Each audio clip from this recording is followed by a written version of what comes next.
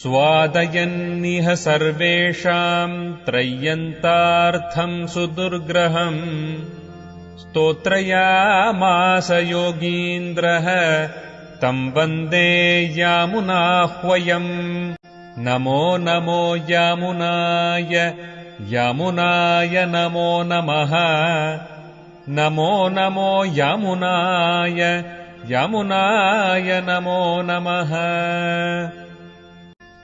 यत्पदाम्भोरुहध्यान विध्वस्ताशेषकल्मषः वस्तुतामुपयातोऽहम् यामुनेयम् नमामि तम् स्वधर्मज्ञानवैराग्य साध्यभक्त्येकगोचरः नारायणः परम् ब्रह्म गीताशास्त्रे समीरितः श्रीमान् वेङ्कटनाथार्यः कवितार्किककेसरी वेदान्ताचार्यवर्यो मे सन्निधत्ताम् सदा हृदि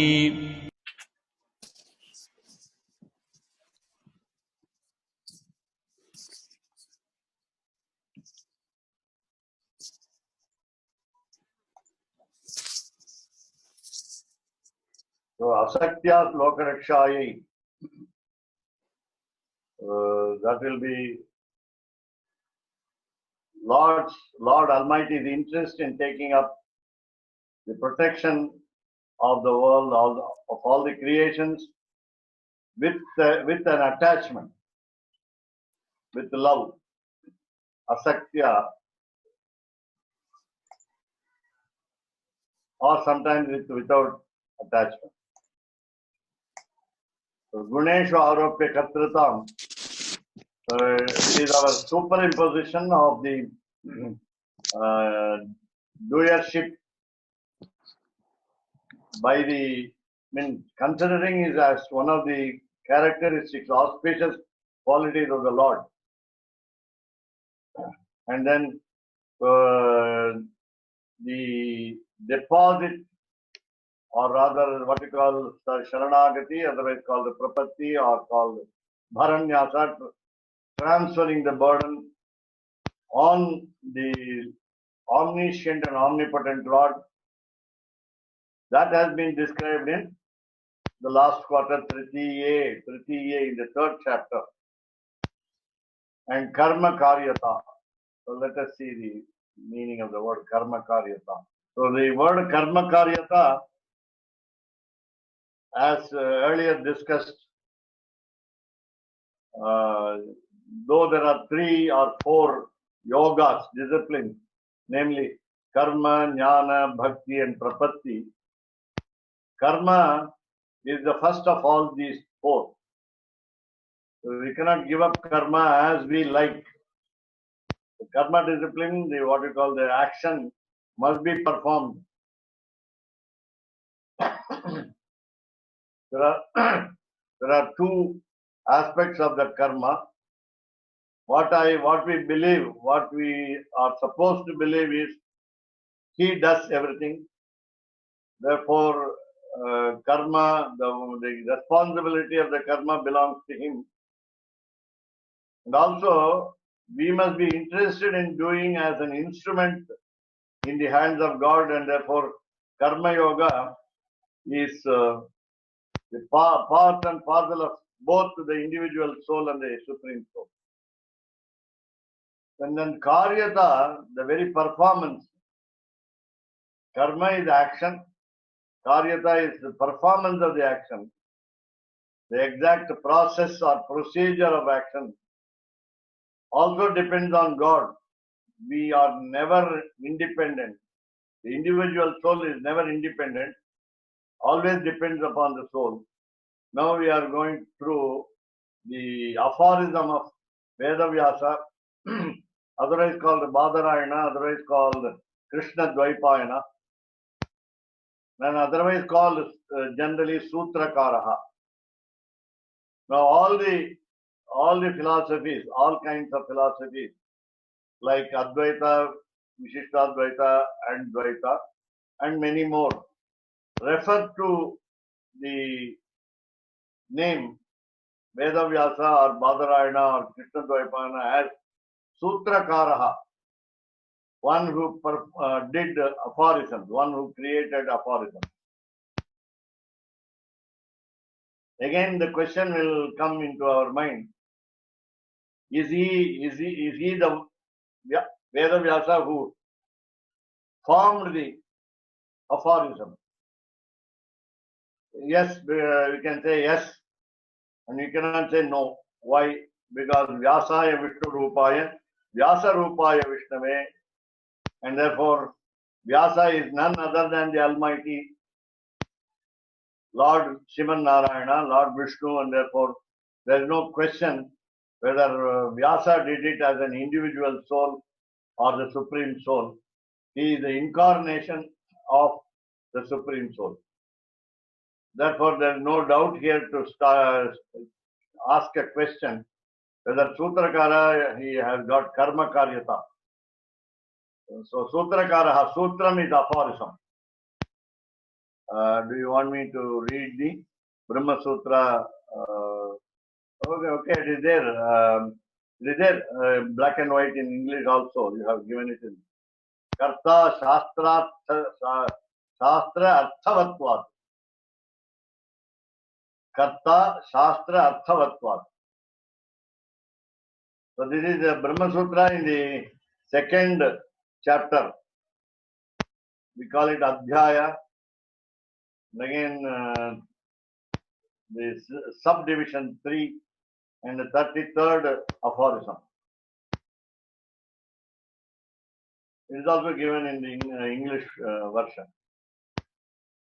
Now the beauty in the commentary is there is one more letter, Sutrakarascha. Sutrakarascha. Cha is there, meaning and also. What is the point in the adding the word cha? Generally, it can be something without meaning. It can be a word without meaning. But in the case of great people like Valmiki, the author of the Adi Kavya, the first great epic Ramayana, and the second author, namely Vyasa, who is the author of Mahabharata and all other 17 Puranas, including, of course, the extra Bhagavatam, Srimad Bhagavatam. He is the author, so he also uses the letter cha, word cha. And people like Gitartha Sangraha's author, namely Sri Yamunacharya and Sri Vedanta Deshika, for the commentator, as a commentator. So even a single letter has got a lot of significance. So what do you mean by this is they coincide in their thoughts. Namely, again, Sri Yamunacharya he is followed by, of course, Ramanujacharya because of the word cha. Vyasacharya has already said it, and therefore, so in this order, Vyasa, then you can say even give the name Natha Muni in the Vaishnava Sampradaya, and the third will be Yamunacharya in Gitartha Sangraha, and then next comes Ramanujacharya as the Sri Bhashyakara, as a commentator commentator with the commentary called Sri Bhashyam. Otherwise called Shariraka Bhashyam, otherwise called Brahma Sutra Bhashyam, and so on. And then it comes down to Vedanta Deshika. Of course, all other authors of recent times also. So those who have been living very recently, just within 100 years of our era, 10th century. In the 19th century, there were so many authors to write the meaning of the commentary, Sri Bhashyam, and what we call Shruta Prakashika. And therefore, so all these are included under cha. That is the beauty. So those Sutrakaras cha, that means all of them have one thought. and that is especially in this particular sutra, aphorism referred to in this third chapter and so on. So Karta, third chapter of the Bhagavad Gita. Karta Shastra Arthavatvat. Karta, who is the doer? Lord Almighty. Karta is Almighty is the doer. And again, we remember that we are the instruments. We say Anena Atmana Kartra in Satvika Tyaga. We say the word Anena Atmana Kartra. Again, we call ourselves Karta. You can say Upakarta. What you call deputy doer. Vice doer, VIC. Just for this. So we are helping the Lord also. We are helping the Lord. So Karta. So Karta is Lord Almighty. Why? Shastra Arthavatvat. Shastra science. Please remember, Shastra can be translated as spiritual science. So Shastra. And Artha meaning import, deep meaning, inner sense and so on. Artha has got a lot of the purpose of the science. Artha is purpose of the science. The wealth of the science also. Shastra Artha is wealth. It is one of the Purusharthas. Dharma, Artha, Kama, Moksha.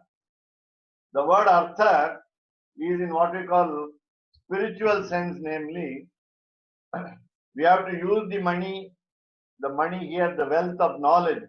The wealth of knowledge has to be used in the right way in order to understand Brahman or realization of the Lord.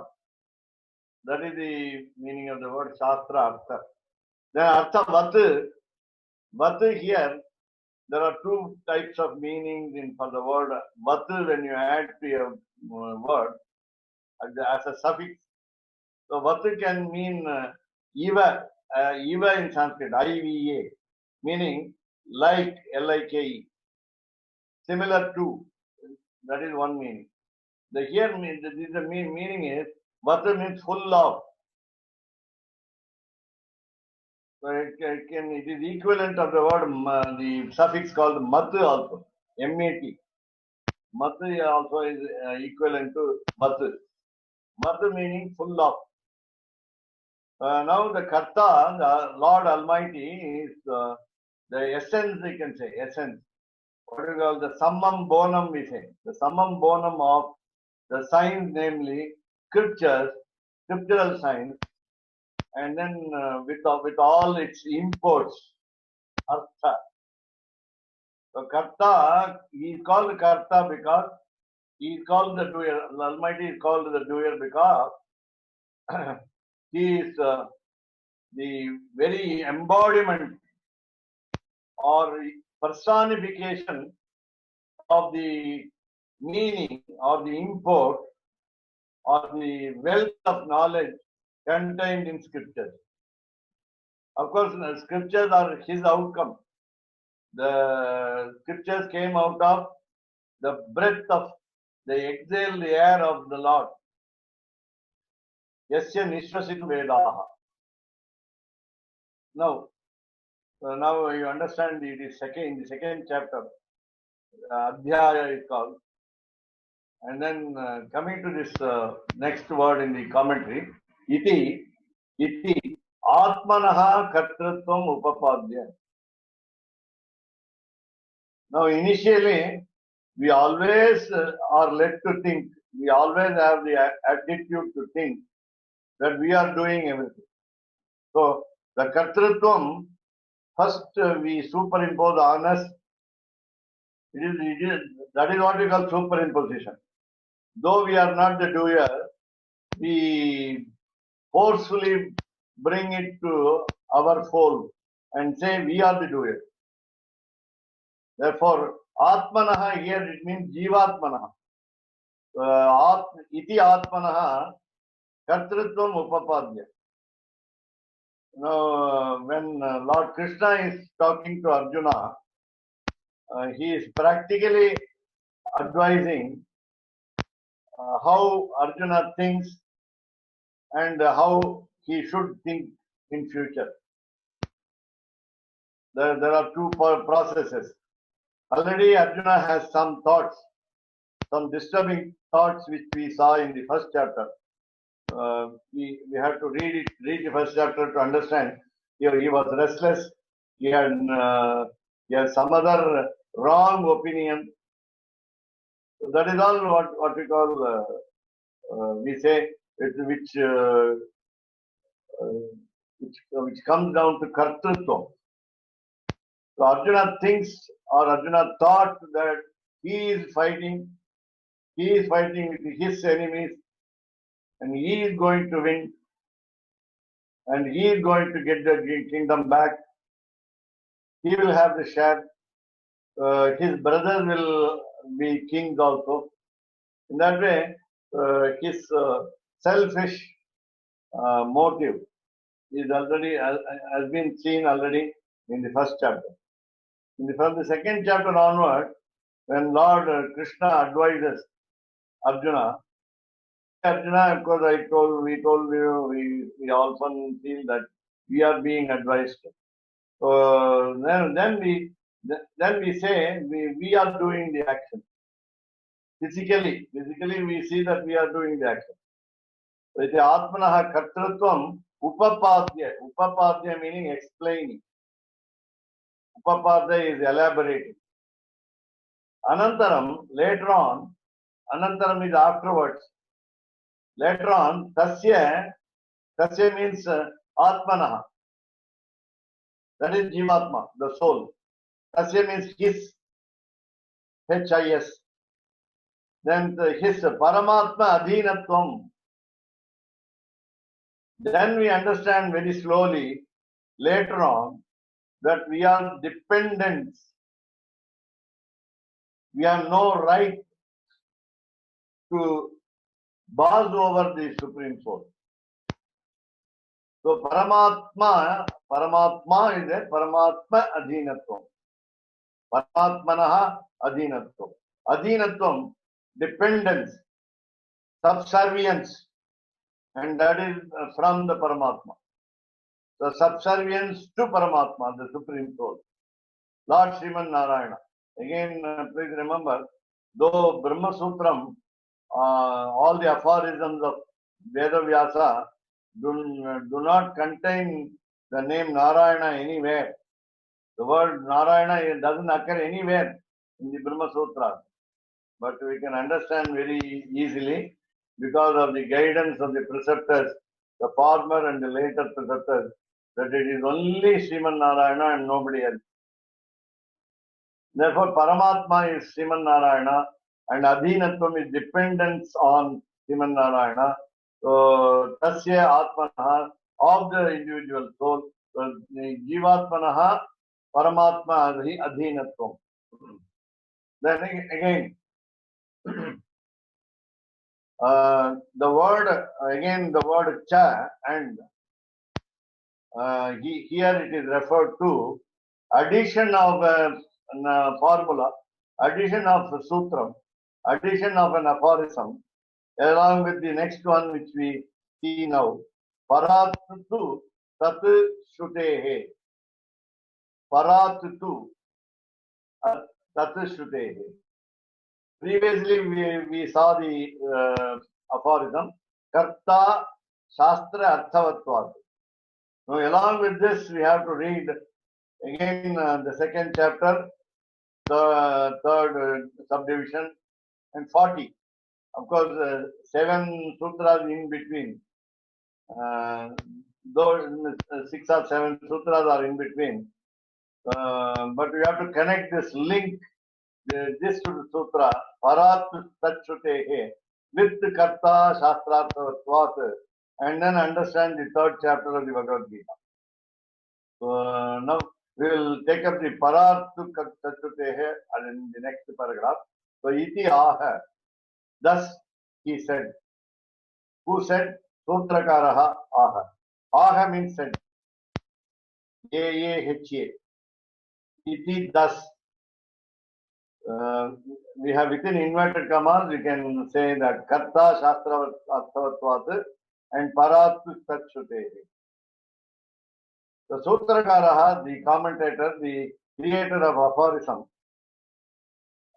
has got two sutras, aphorisms to this third chapter. Now, we are just going to the third quarter of the seventh verse. Sarveshware Nyasyokta. Sarveshware Kartrutva Anusandhana Prakaraha cha Evam Bhashitaha. Again, we just saw that in the previous line, the individual soul is dependent on the Supreme Soul. Jivatmanaha tasya paramatma dhinatvam. That's what we saw in the previous line. Now it is given in different words, as it is in Gitartha Sangraha sloka, number 7. Sarveshware Kartrutva. Instead of saying the individual soul is dependent on the Supreme Soul, we are saying Paramatma is the doer. Sarveshwara is the doer.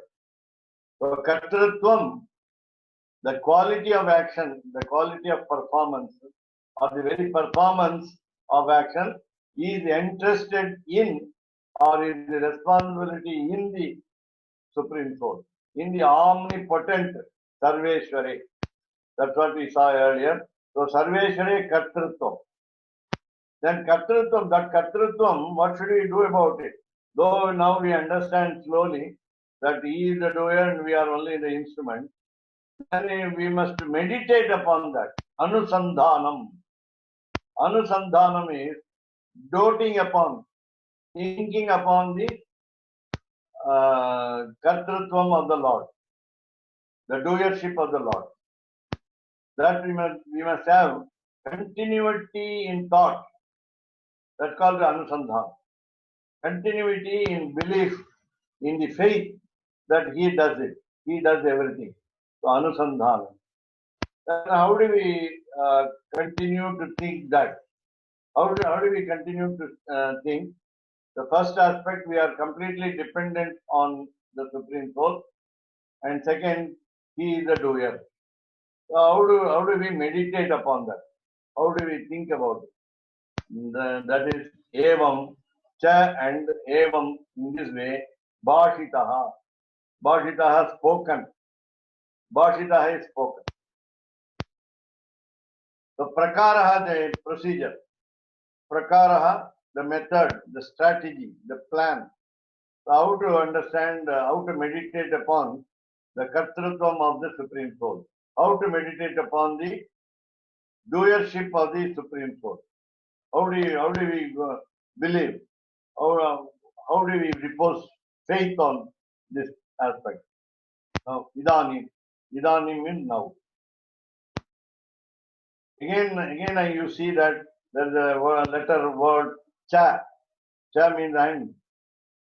That means not only the procedure, but Anusandhanam is also required on the part of the individual soul. It is not enough that you know the method to approach what we call read Sutra, understand Bhagavad Gita and so on. But you have to practice it also. The individual soul should practice it by understanding with the faith that the Supreme Soul is the doer. So, idanim, now. Evam Bhashitaha meaning it was spoken this way. So there are 4 lines.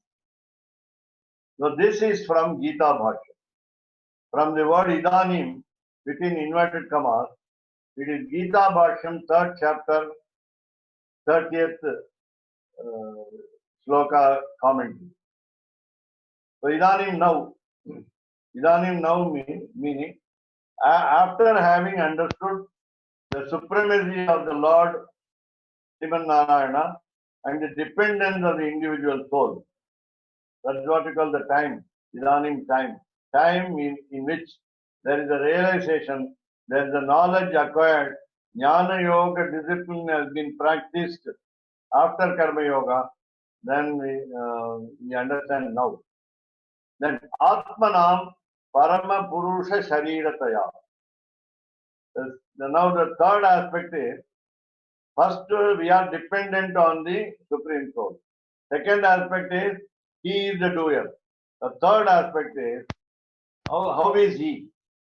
Where is the Parama Purusha? Where is the Lord? Where is that primordial being? He is in every individual soul. And what is the relationship between the individual soul and the Supreme Soul? Here it is Sharira, Shariri, Bhavaha. The connection, the link between the body and the soul. The body is the individual soul. The what we call Shariri in Sanskrit will be the life of the individual soul, or the Antaryami, as we say, the inner residing soul, and that is Supreme Soul. So Parama Purusha Shariram is Atma. Parama, again I repeat in Sanskrit word, so that it will be very easy to enunciate. It's easy to absorb, you understand the meaning frequently. Then Atmanam here which is Jivatmanam, because there are many individual souls. There is what we call plurality of the soul. Plurality of the soul. The scripture says, Bahusyam Prajayeya. Bahusyam Prajayeya. Lord says, I must divide myself into different and many varieties of souls. And therefore I will be born, he's saying, I will be born as many. Bahu many, Syam, I will be Prajayeya. I will be born well as good people in the sense. So Jivatmanam Paramapurusha Shariram. So Sharirata. The body is the individual soul, the life is the Supreme Soul. So Paramapurusha is the inner soul residing in the body called individual soul. Then the fourth aspect will be Tan Niyamyatvam. Tan Niyamyatva is there. So separately, if you read it, you can write it as Tan Niyamyatvam. Now, it is not enough that we are dependent on the Lord, but we have to be directed also. We have to be guided. We have to obey. So he has got the supremacy, or he has got the leadership, and he has got the power of control over us. So Tan Niyamyatvam. Sorry. Niyantritvam is Lord's. Here it is Tan Niyamyatvam is Jivatma's quality. The individual soul has the quality, namely, he is to be controlled. Niyamyaha Jivatma. Niyamyaha meaning Supreme Soul should direct, otherwise Jivatma cannot act on its own. Therefore, Tan Niyamyatvam is again obedience of the orders of the Supreme Soul. So Tan Niyamyatvam. Tan Niyamyatvam, Tad Niyamyatvam will become Tan Niyamyatvam. Tad is Supreme Soul. Or you can also say individual soul. There is this beauty in understanding Tan Niyamyatvam is Tasya Niyamyatvam. His ruling, that is his obedience. Obedience to the Supreme Soul, or obedience of the individual soul. You can put it this way or that way. So Tanyamyatva, then Swarupa Nirupanena. Now our duty is to prove that we have some original form. That original form is again dependence. The doership belongs to Lord Almighty.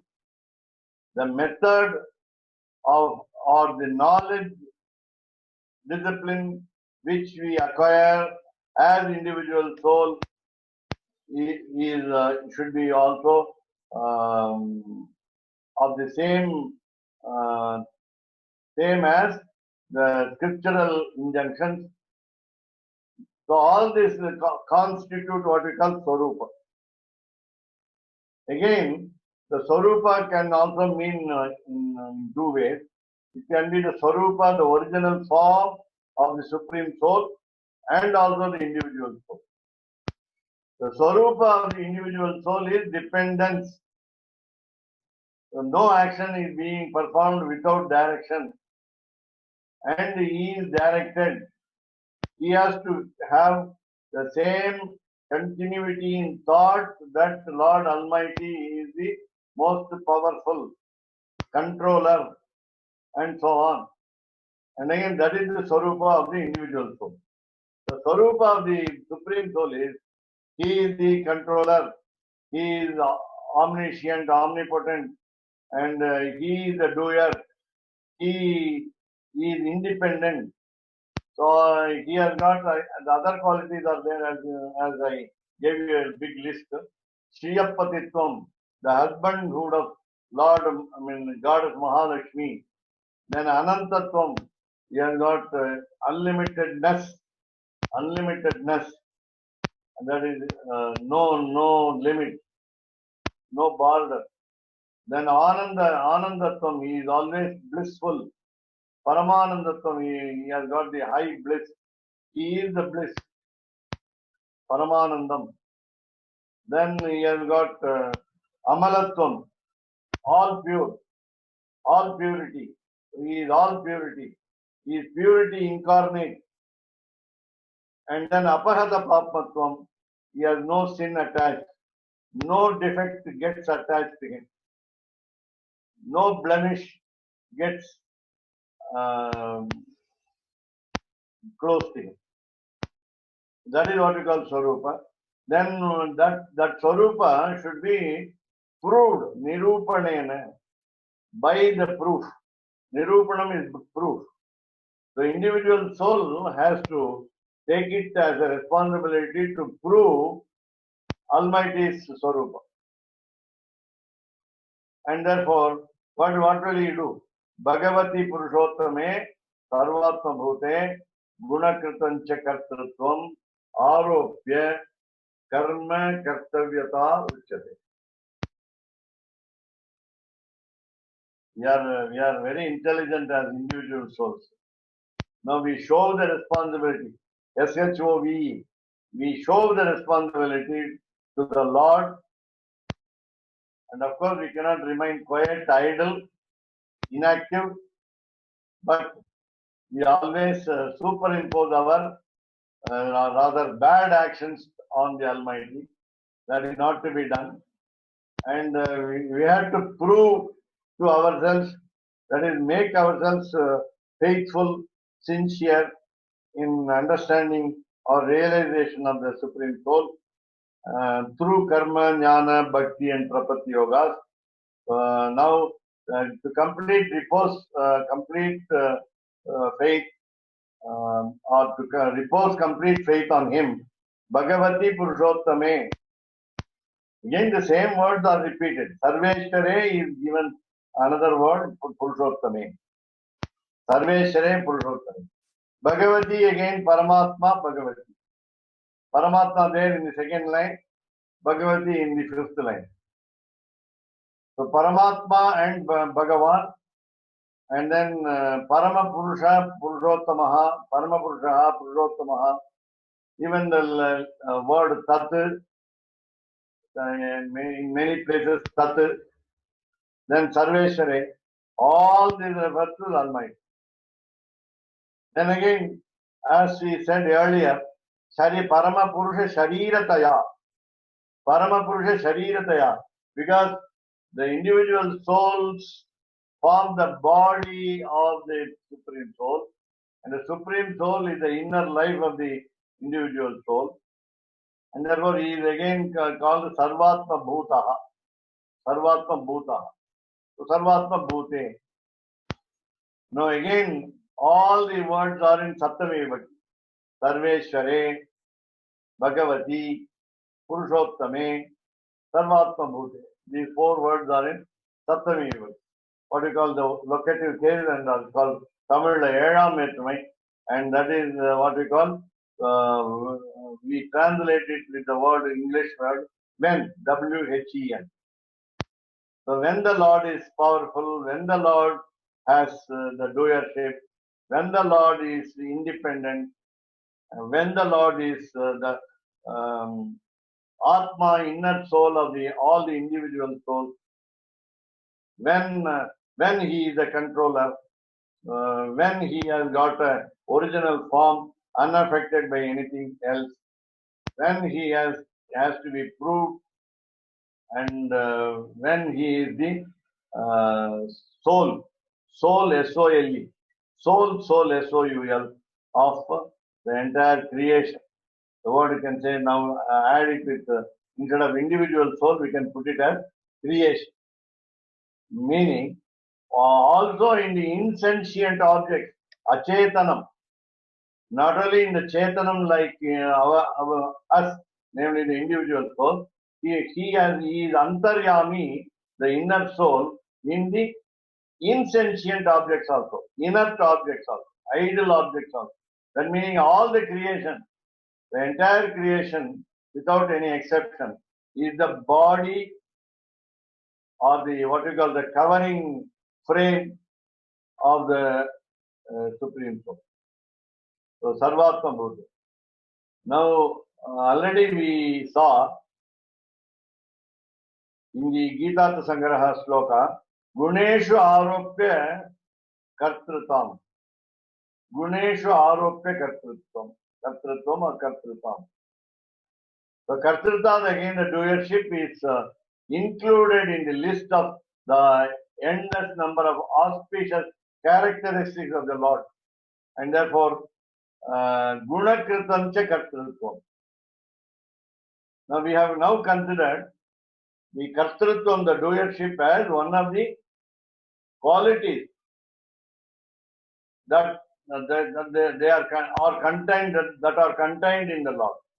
The Supreme Soul has what we call as ingredient.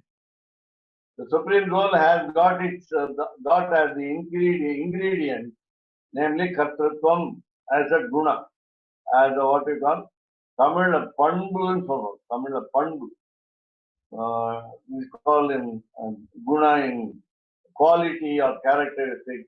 It is again auspicious characteristic, and we have got unlimited number of auspicious characteristics. The list of auspicious characteristics of the Lord include or contain the Kartrutvam. And of course, I told you earlier also that we need not superimpose that.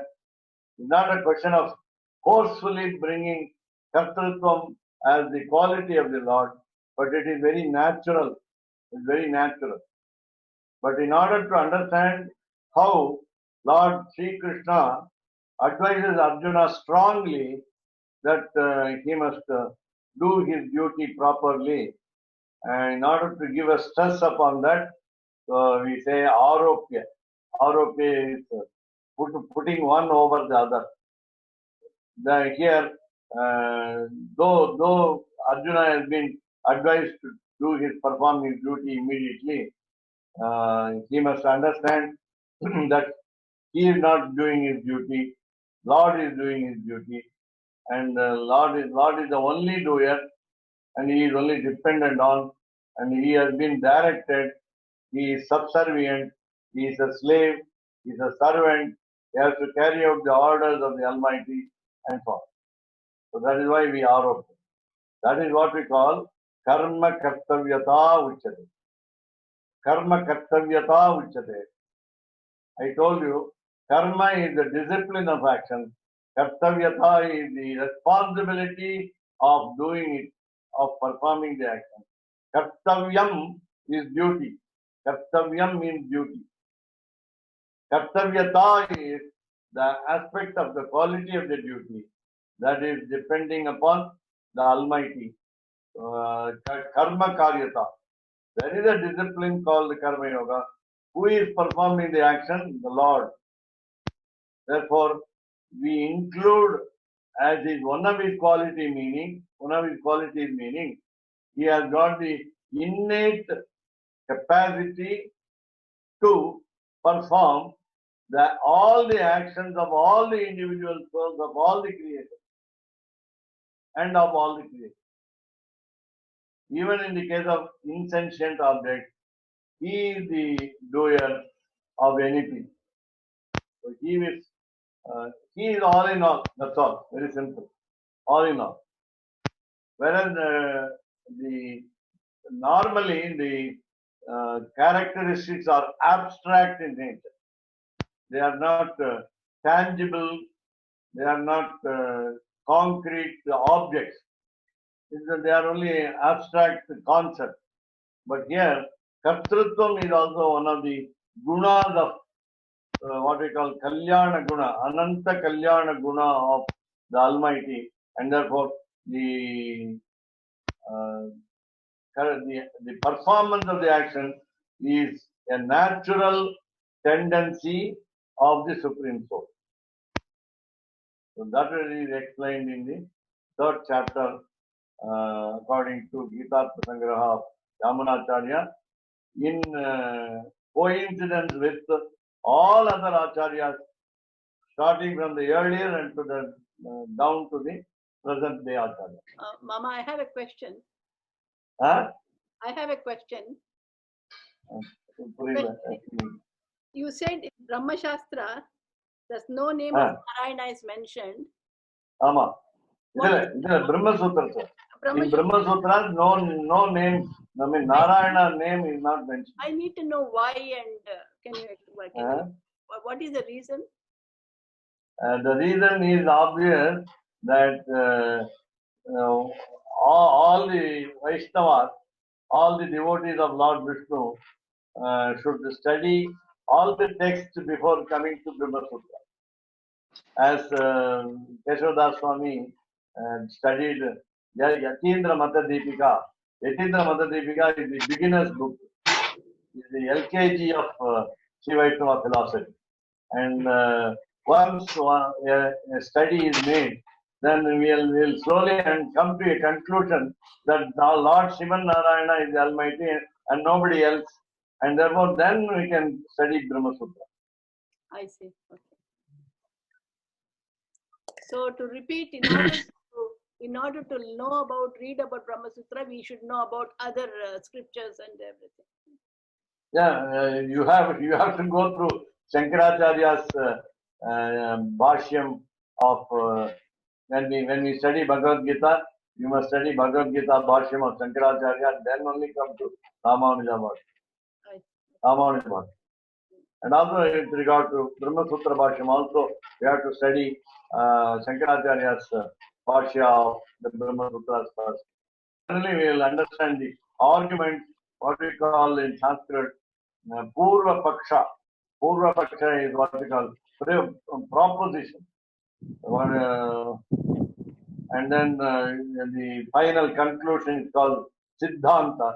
And in between there is what we call Sangati, the link. And also some arguments for and against the philosophies, different kinds of philosophy. Very, very high level. So Swami, I have a question also. If Mataji is already finished. Yes. So the whole point of the Lord being the doer of everything, which we understand from Bhagavad Gita, etc. We're told about it over and over again. We also, as Prapannas, this is what we accept, that He's the actual doer. But in our day-to-day lives and in seeing the way that the world goes, you wonder, why people do certain things, and then you think, well, how is the Lord the doer? So how do you reconcile that? How do you understand that He's the doer, say, for instance, of someone murdering someone else? We understand that guna and karma have to come into play, But is it that we just accept all of this as Lord's divine Leela? Or how do we actually see that and understand that in our day-to-day lives when we see things, done in a negative way and, okay, the Lord is the doer. We just accept that. Keshavdas Swami, can you give a reaction to what Govindacharya Swami said? So he wants to know how we can see the Lord as the doer of all actions, when some actions are good actions and some actions are bad actions, and people sometimes see this. They say, if God is a just God, then why does He allow for evil to occur? But there are two birds in a tree in the Upanishads, and one of the birds is trying to enjoy the fruits. The other bird is just watching him. So the Paramatma is watching us. We are, the Brahma Sutra sutra here says that the soul is the doer. So yes, the soul is the doer, but he cannot do anything without the permission of the Lord. Mm-hmm. So the Lord gives permission for him to do whatever he wants to do. And according to what he does, so that bird is looking, and the other bird is eating a fruit. So sometimes eating a sour fruit, sometimes eating a sweet fruit. The watching bird doesn't mind. If you want to eat the sweet fruit, if you want to eat the sour fruit, you can. But he is giving permission to him to eat any of the fruit. So indirectly, the Lord is allowing everybody to do everything. So if somebody kills someone else, indirectly, the Lord is allowing that to happen. He's allowing that person to kill and the other person to be killed. Indirectly. But directly, the two souls are engaging in this killing and being killed. The body is being killed. So the direct consequence of bad actions accrues to the soul. That is called his karmas. Even if he does a good thing, the direct consequence accrues to him in the form of punya. So punya and papa accrue to the soul because the Lord is only indirectly giving permission. He's not directly doing that thing. But he is the ultimate doer because he gives permission. Because he gives permission, he's the ultimate doer. So we have to think he's the ultimate doer. And all good things we have to attribute to him. And all bad things we have to attribute to our swerving from serving him. Because that two birds, the watching bird wants us to eat the sweet fruit. He wants us to actually give up eating the sweet fruit, give up eating the sour fruit, and turn towards him. He wants us to re-engage a relationship with him. That is yoga. So this eating of fruit, sweet or sour, that's insignificant. He wants us to turn towards him again. So even we think when good things happen, we think, oh, that's the grace of God. When bad things happen, we think, oh, this is my fault. That's our thought process. But actually, good or bad, unless we're thinking about the Lord, unless the enjoying bird turns towards God, it's all bad. Punya and papa is all bad. We should turn towards God. But he doesn't mind. He's a doer. He's the indirect doer. He lets us do whatever we want. Upadrashta Nanumanta, basically. He's the witness and the permitter.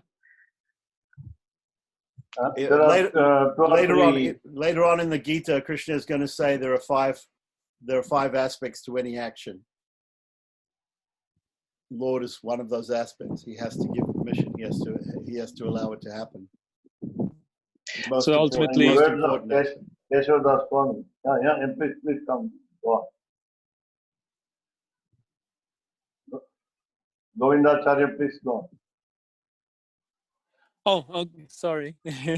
So that's what I was just saying, that ultimately, still no matter what, we always have to take into account the soul's minute independence. That's the deciding factor, the minute independence to either turn to God or to choose to try to enjoy the fruits, either good or bad, the palam.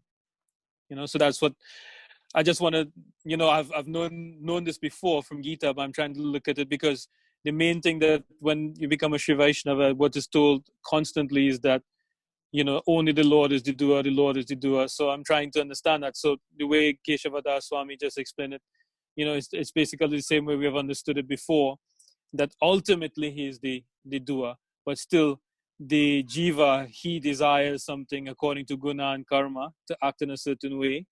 And the Lord is the upadrashta and the anumanta. He's the witness and he's the permitter to allow the soul to decide what he wants to do. So the Lord doesn't actually interfere with the jiva either surrendering to him or not. He or else like in ISKCON, and what Prabhupada would say is that there would be no love if God controls us in surrendering to him. So he doesn't control that. He allows us to decide if we want to surrender to him, so that we're not controlled like robots. So we can decide that, my Lord, I want to surrender to you, and therefore then that's actual loving relationship. That's actually true pure love.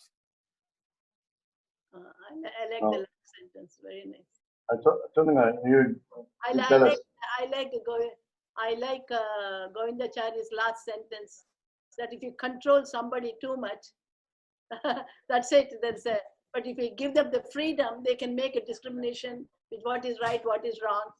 That sentence covers everything in Govindacharya's statement, which I like it very much. Yeah, exactly. How can we love someone if that person forces us to surrender to them? Then we understand, yes, we are God's slaves, but yet still he doesn't enslave us in that way, that he allows us to decide if we want to come to him. And when we do come to him, then it's really true love that we come to him. Yeah, I like that. Okay. So, with your views in support, I think Govindacharya Swami often refers to the word prapanna. The word prapanna meaning that you have faith in the Lord. That's why you are a prapanna. When you have faith in the Lord, again, which Lord? Who is your favorite deity? Who is your titular God? Then it should trickle down to only Lord Sriman Narayan. No, nobody else. Because we have come into the fold of Sri Vaishnava concept, then we understand that is the best one, and we have to agree with that. Number one. With regard to Keshavada Swami's views on the two birds, he is taking always the example of these two birds. One is Jivatma and the other is Paramatma. The Paramatma is in observation. Jivatma is looking like doing something, as he said, eating the fruit and so on. He says allowing the individual to do whatever he likes. And finally, of course, the consequence depends on the Lord. The problem of getting merits and sins accruing to the individual soul is only the outcome of the individual soul's action. Now again, we remind ourselves that Lord Almighty has given the individual soul the faculty of thinking and deciding what Madam said as good or bad, right or wrong. For example, again, let us take the Bhagavad Gita. We must have an equanimity attitude. Samata, the Samata Bhava must be there. The equanimity attitude when we face problems as well as when we face happy situations. when we have very happy situation.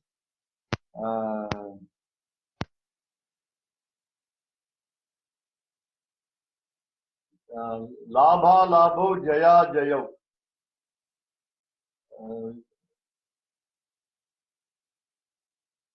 Same kritva.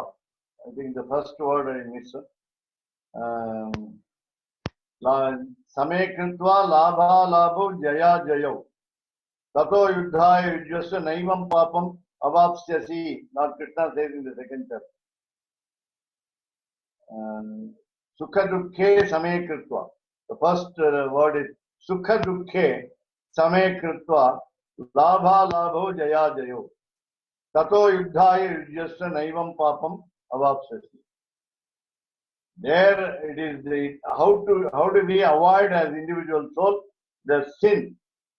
How do we avoid bad deeds?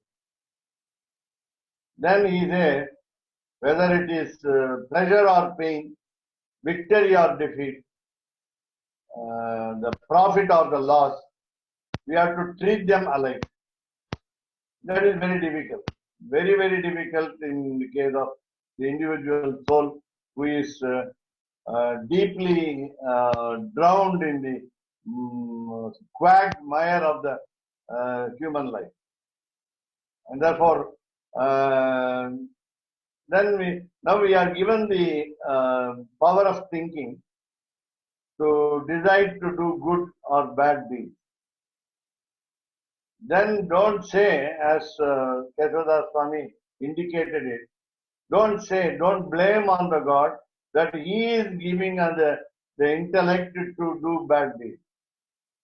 And he makes us suffer and fall as a consequence. So here, the problem is our birth is anadi, beginningless. And therefore we never know that when we started doing good deeds or bad deeds.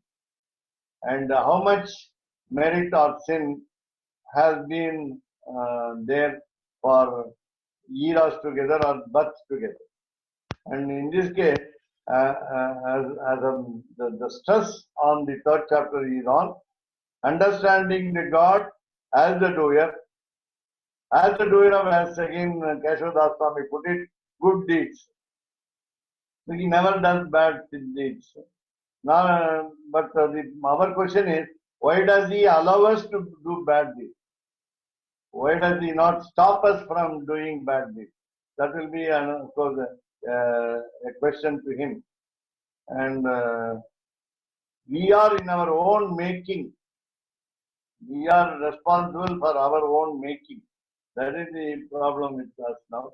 And again, when we not only say orally, openly, and also understand and realize that Satvika Tyaga, namely, he is the doer, then we may not plunge into doing bad deeds. That will be our. So we will be avoiding all bad deeds. When we think that he is observing all our actions, he is aware of all our actions. He knows each and every action of all the individual souls. He never is sleeping or unaware of what we do. So when he is watching us, as the bird is watching us, then the question again I repeat, why does he not prevent us from doing anything bad? There, the application of the mind, of course, that also depends on him. We are led to do something bad. Now, what we say is, the temptation to do bad actions should be stopped when there are opportunities. When there are opportunities, for example, I think I have heard about Swami Vivekananda. He was a very young man, and he died young, unfortunately. He was a very great leader. Today all youngsters ask, give me Vivekananda, we will be good people. That's what today young generation asks. But we are not able to give not even one Swami Vivekananda. Vivekananda has been approached in his life by a lady, a foreign lady, and she said to him, I want to marry you because you are very intelligent. So then Swami Vivekananda immediately prostrated at her feet, fell down at her feet, saying that you are like my mother, and we always respect women as our mothers, especially others' wives. Matruvatu paradareshu. Matruvatu paradareshu. All others' wives are our mothers. So respect to be given us. And then he refused to accede to her request. That's what we say. Now, our attitude counts there. Again, the word is there. Loštavatu paradravyeshu. When you think that another's property will be a lump of earth. Loštavatu paradravyeshu. Matruvatu sarvabhute paradareshu. Atmavatu sarvabhute. That's more important. You look at all other individual souls as one among, as similar to you, or exactly you. Then this is more Sri Vaishnavite tradition.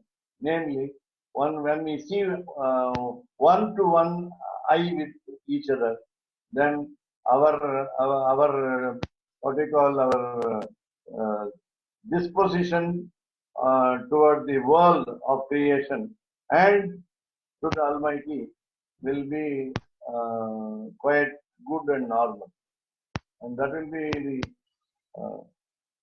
So here again there are, I think, 5 aspects, as he said in the last chapter of the Bhagavad Gita. Whereas here there are also 5 aspects. Namely, we must remember that in the commentary, Sarveshware Kartrutvam Nyasya, putting the deposit or depositing the action or responsibility or the very performance on the Almighty. And then remember that He is the body, He is the soul of the entire creation, or including the individual soul. And we must always meditate upon that anusandhanam. Then we have to practice it by knowing the method, prakara, and then we understand that we are dependent, and we must understand that He is the controller. Then again, on the views of Madam Santa and Govindacharya Swami, or even Keshavdas Swami, when he is a controller, strict controller, as Govindacharya Swami rightly put it, love. So he loves people also. He loves people. He is interested in the welfare. He saves them, protects them against all odds. And there is one more aspect in the Ragasya Trayasara, which I had discussion today, is Lord says, Matkritam Papam Punyam Bhavati. Whatever sin that has been committed with me in the mind, with me in your mind, with Almighty in the mind of the individual soul, becomes a meritorious act. And generally it is called a sin. It's a sinful action, but the action becomes meritorious when it is directed toward the Lord. And again, the same example is given everywhere. When the when the cow is being chased for butchery, then you have to say a lie to the chaser that it has gone in the opposite direction. Therefore, you save it for at least some time. So in this way, you do something bad, and same time that bad action becomes good action, directed towards the Lord. Maybe I'm not convincing in argument, and I'm also what you call, maybe I'm confusing it in certain aspects, but I don't know. It's only an open thinking that we go through this third chapter today. The essence of the third chapter today. Now the elaborate treatment by Keshavdas. Swami, you were just quoting a verse, Matkritam. Papam. Matkritam Papa. Where is that from? It comes under Ragasya Saram of Vedanta. And what's the full verse? It's only a sentence. A sentence. Small sentence where Lord says that even the bad action, when directed towards Him, directed in the sense with the spiritual thought of the Almighty, then that will be a good action. I'll give you the quote a little later. Okay, great. The exact quote. Okay, so I thought I would start by just reading the very short translations of the different sutras that were given. So, Sri Bhashya 2.3.33, this first sutra says, the soul is an agent on account of scriptural injunctions, having a meaning on that ground only. So the whole discussion is about the soul being the doer. Later on, though, the second sutra, 2.3.40, is saying, but that agency of the soul is from the highest Lord, that being declared by the scriptures. So that's why the Vedanta Deshika quoted both those sutras, is because the first one says definitely the soul is the doer, but the second one says the ability for the soul to be a doer, the agency of the soul, right, is from the Lord, is given from the Lord. So that's why I said He gives permission, or He allows it to happen. He allows somebody to make decisions and to do actions. So He gives that allowance. So this is also a big problem in Western philosophy. The Western philosophers talk about free will and determinism. So how much the individual has free will, and how much his life is completely determined by other things around him, including God, if he believes in God, but the other action and reactions that he has with other people and other inanimate objects even.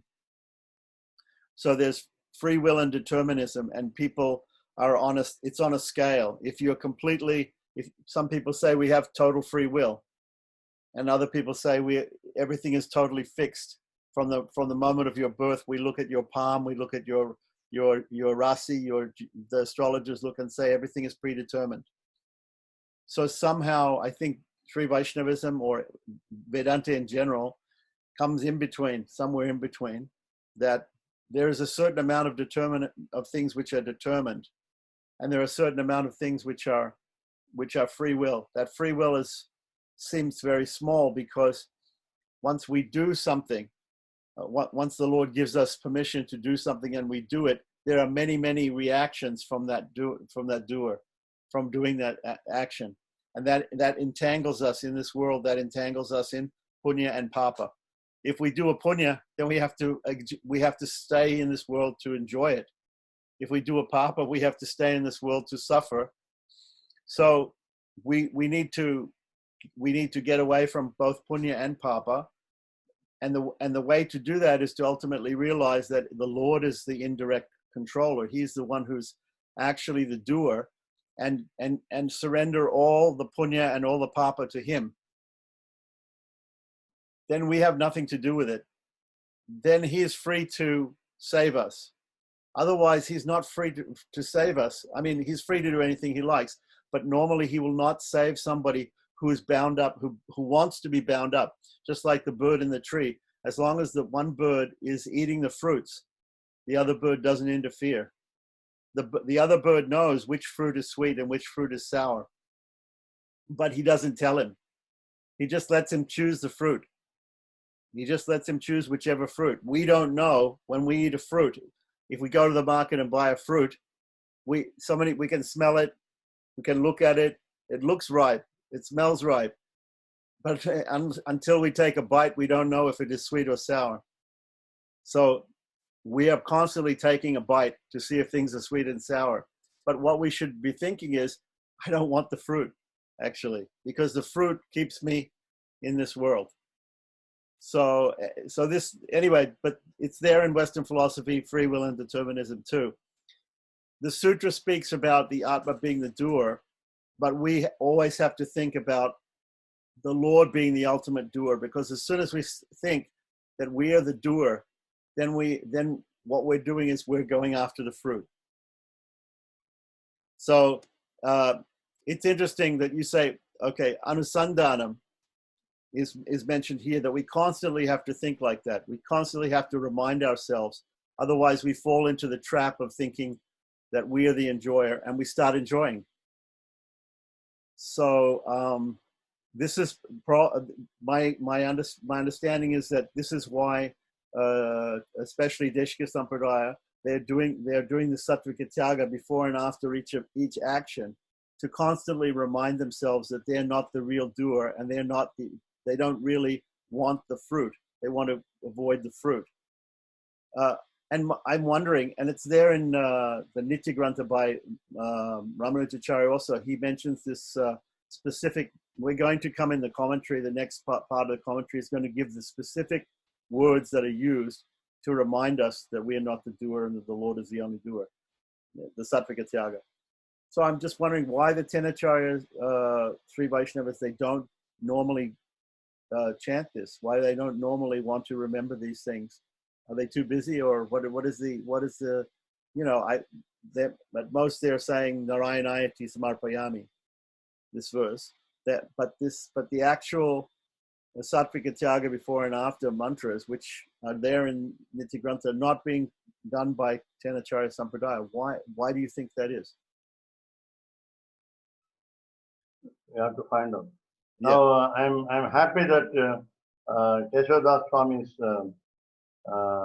feedback reminds me that I missed to tell you today the meaning of the formula or the aphorism that comes second. Paratu Tatshutehe. Paratu Tatshutehe. The meaning is the Shruti, the scripture says Tatshutehe. So from the Shruti, from the scripture of that Almighty, it is His Shruti. Shruti, of course, the meaning heard, that the word that have been heard by us, meaning because it is a tradition, because the scriptures were passed from one generation to another, from one year to another year, E-A-R, and therefore it's called Shruti. Never we had books to memorize, black and white. Now, Tatshutehe, His scripture, His signs, His words, Tatshutehe, what do we understand is Parat. It is from the highest Almighty. Everything is from the highest Almighty. Parat. So, but, why but? Because many individual souls may think otherwise. It is not from the Almighty. Our actions do not depend upon the Almighty. And as you said, as you also said, The final point also we must remember, namely, in by Prapatti Yoga, following Prapatti Yoga, all our sins and merits also are submitted to the preceptor, and whether it is Sanchita Papam, Agami Papam, and Prarabdha Papam, all are nullified. All are put into fire like the cotton. The cotton when put into fire, it burnt completely. The same way, Andal Goda Devi in her Sri Prabandham Tirupavai, he says, Teenil Tusam. The fourth, the fifth Pashuram, fifth Tirupavai, Mayane Mannu Vadamandari Maindane. The last word is the Teenil Tusam. Everything will goes to ruin in the fire of what we call submission, the Prapatti Yoga. Now, coming back to this one, as you said, Paratu Tachutehe, the Almighty is everything. The Almighty is everything. A to Z is Almighty. Paratu Tachutehe. Now, I'm planning tomorrow for tomorrow's session to give you the exact Shuta Prakashika commentary on these two sutras, so that we will understand them more. Karta Shastra Arthavatvacha Arthavatvat. Then Paratu Tachutehe. Since these aphorisms, two aphorisms have come into the commentary, namely Gitartha Sangraha Raksha. Of course, we say that Kalakshepam must be done with a qualified disciple from a qualified teacher. Both should be adhikaris.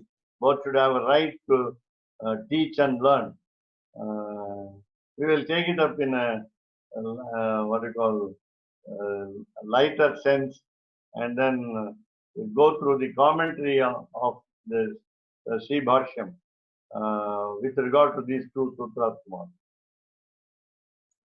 So also, I just wanted to mention, you spoke about Gita 238, Sukha Duke Same Kritva, Labha Labho, Jaya Jayo, Jaya Jayo. Tato Yudhaya Yujyasva, Yes. Naivam Papam Avapyasi. So in this case, it says, Krishna is saying to Arjuna, he should fight without considering the happiness or distress, loss or gain, victory or defeat. And in that way, he will not get any sin. He will not incur any sin. Naivam Papam Avapyasi. We can also say Naivam Punyam Avapyasi also. Yeah, he won't get any, because Krishna says there's this. Don't worry about any happiness or any gain. You may get happiness by winning. You may get some gain. You may gain the whole kingdom by defeating the enemy. But don't worry about that. So it's very interesting. I think when you quoted that verse, I was thinking that Krishna is calling all of this papam. He's calling the punyam also papam in this verse, because he's saying to Arjuna, you may gain happiness.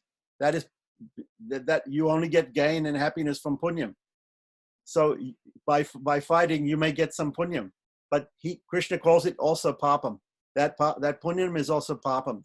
That good activity, actually, even that is a bad activity, right? You should avoid that also. So I really appreciated you quoting that verse in this context. Then you were also mentioning that here in the commentary Vedanta Deshiga, I think for the first time he's actually stating about the Sharira Shariri Bhava. I don't think we got that explicitly said before in this commentary. So this is a very crux of Ramanuja's Vishishta Dvaita Vedanta. That the Lord is the inner soul of everything, of matter and of insentient matter and sentient living beings, jiva, jivatmans. So you quoted in the beginning, you quoted this verse, I believe, from Shruti, Bahusya. Where is it from? That the Lord says, but I believe it means the in the beginning there was one, and the one decided to become many. Right? Bahusyam prajayeya. Right.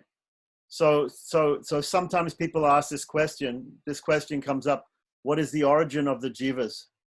What is the origin of the jivas? So somebody will say, what is the origin of the soul? You say the soul is eternal, but everything must have an origin. Even this universe must have an origin. The scientists are looking for the origin. And of course, the origin is determined in the beginning of Brahma Sutras, Janmadhyasya yataha, that from which everything emanates is the Supreme. Brahman is the origin of everything. So that you quoted that from him all insentient and sentient beings come. So initially there's one Brahman, but then from Brahman comes Chit Achit, all these sentient and insentient beings. I appreciated that. Then also you were mentioning about the story about Vivekananda and about how he saw this lady as his mother. Like a mother, we should see all ladies except for our wife as mother. I'm not sure. I think they say about Ramakrishna, even he saw his wife as mother, which is a very strange thing. But anyhow, we should see others. We have to give deference to others. And you were saying something about atmasya sarvabhuteshu. Yeah. We see others like ourselves. So in other words, this is also a very famous thing in Christianity. They call this the golden rule, that to do unto others that which you would have done to yourself. So if I see that something would cause me suffering or would cause me happiness, I understand that this same thing will cause others suffering or others happiness. So when I see others, when I feel something is suffering for me, I'm going to suffer from this, I should not inflict that suffering on other people also. Other people will also suffer from in the same way that I suffer. So I have to feel for other people. This is compassion that we have for other living entities. If we don't have compassion for others who are also who also have the Lord within them, how can we expect the Lord to have compassion for us? So I appreciated that point that you brought out. As you said, the punyam also is pratibandhakam to realization, the impediment, obstacle to the realization of God. You are right. Punyam, the merit also, as you said, naivam punyam avapsati, that also may be another extended meaning of the naivam papam avapsati. The point is, we are not afraid of merits that accrue to us by our good deeds. Even if somebody else, some other individual soul gives us their merits, the dhanam is there, the karma vipaka dhanam. Suppose I do many good deeds and I transfer the merits to others, that is welcome. But whereas we are afraid of the consequence of the sins, we are not afraid of the merits. And we feel also we have to enjoy in heaven. But again, of course, very orthodox people will understand that they cannot have punyam also to their credit. That is also there. Yeah. Because we are afraid, especially afraid of papam. That is why every time, so many times in the second chapter, he says, naivam papam avapsasi, naivam papam avapsasi. Krishna's statement is repetitive. Only in the case of papam, sin. Because all of us will be naturally and definitely afraid of sin. We are not afraid of merits. We always want to acquire merit. And again, when we do the charity, how many of us think of sattvika tyaga? I help someone. I don't want return in the help. Pratyupakaram na apekshate. we don't want a return of the help, but we also think that the same person need not help us back, but some other person will help us back. That is our thinking. Again, our thinking is not limited to doing help without expectation of anything in return. We also think in another way. I help someone. I help Keshavdas Swami. Govindacharya Swami will help me back. So that is this is normal thinking. That also we must avoid. Yes. And yes. we cannot feel like Lord Sri Rama when his attitude is, even when we do harm to him 100 times, he doesn't remember them, but he remembers even when we have done only one good action towards him. Shatamapi apakaranam nasmarati. Shatamapi apakaranam. This comes in Ramayana. Shatamapi Ayodhya Kanda. Shatamapi apakaranam nasmarati. Ekena upakarena tushyati pitaiva. Like the father, the son showing the gratitude. The son is showing some gratitude towards the father for his upbringing. And he is like a father, happy over the son because he has done only one single good action. So that will be what we call divine attitude, which we are supposed to possess and so on. So like you said, that whenever we do a bad action, whenever we do a sinful thing, we try to hide it. And whenever we do a good action like a charity or something like this, we try to advertise it. So you never see the criminals putting an advertisement saying, "I have robbed the bank," right? Because they know if they advertise it, if they tell somebody, that they'll be jailed, they'll get a punishment. But the people who give charity, you see many times they make an advertisement. I have given so much. I have. It comes later in the Gita, Ishwaraham Aham Bhogi, that the person that actually is a wrong mentality. That he thinks he's the controller. He thinks that he is the doer, and he will become rich, and he will give some charity. So charity itself is decried there. That he gives charity, thinking that people will honor him for giving the charity. But there are some people who are more advanced than that, who give the charity anonymously. They give a charity anonymously. Anonymously. This is a correct Sri Vaishnava attitude, right? According to Shastra, we should do good deeds. Today, I think they have do a good deed. Pass it forward. They say that you do something for somebody else. Do a good thing for somebody else every day, without expectation of any reward. And that's considered to be a very good thing. This is like the Sri Vaishnava attitude. The one last thing I wanted to ask was, you likened Yatindra Madhyadipika to LKG, lower kindergarten. LKG, that the Yatindra Madhyadipika is the beginning book. So, but personally, we don't have so many lifetimes to study so many books like so many great people. Can you say which books should come first and which books should come next? Just give an idea of the essential books which people have to study, like Yatindra Madhyadipika, or what is the easy book and the essential books that have to be studied by a Sri Vaishnava? I shall give you a list sooner.